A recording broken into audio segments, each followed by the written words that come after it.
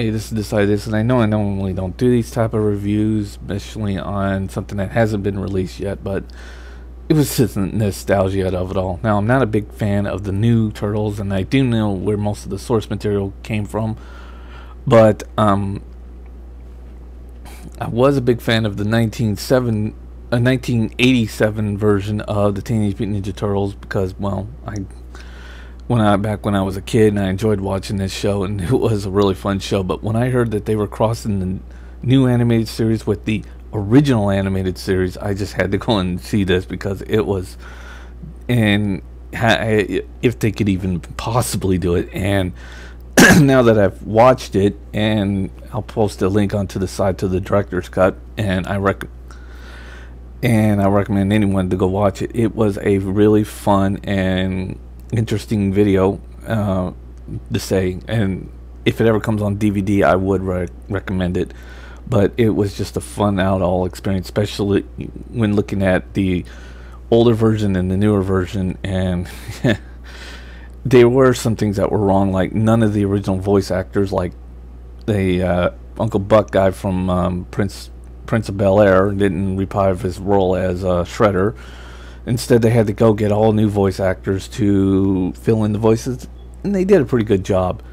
My other really big niche was that the 1987 version of Leonardo was off. I mean, they basically made him as loony as the rest of the tunes, and that just left me even wondering, no, Leonardo was a little bit more serious, and the original 1987 Turtles would not throw trash cans at a giant Shredder robot. They would actually be pretty hard asses, but other than that, the entire movie was actually pretty good and worth watching. But the humor was there, and all the other 1987 characters, they got on par. Even the 1970 version of April O'Neil and the newer version Turtles, like, what you mean you were? What's with the yellow jumpsuit? And then Raphael, who constantly kept looking at the screen, and the villain Hun would just stand there and like, who the heck is he talking to? Which was funny. And it was, I mean, Leonardo in the old series didn't do that until later on into the series, but it was just there and it was funny. But if you're a big fan of the original show, and a big fan, or at least a big fan of the newer shows, there's something in there for everybody. And especially at the end, which they end up going back to the original comic book version, which is pretty much was just a treat, because I also read the comic books myself, and oh, they were on par with just about everything, even the comic book version. And it was just great, especially watching the comic book versions kick the other 8 turtles' butt and narrating while they were doing it. Yeah, they were actually narrating. I jumped over and knocked 2 of them down. Hey, something's got to be said for kicking somebody's ass and narrating at the exact same time.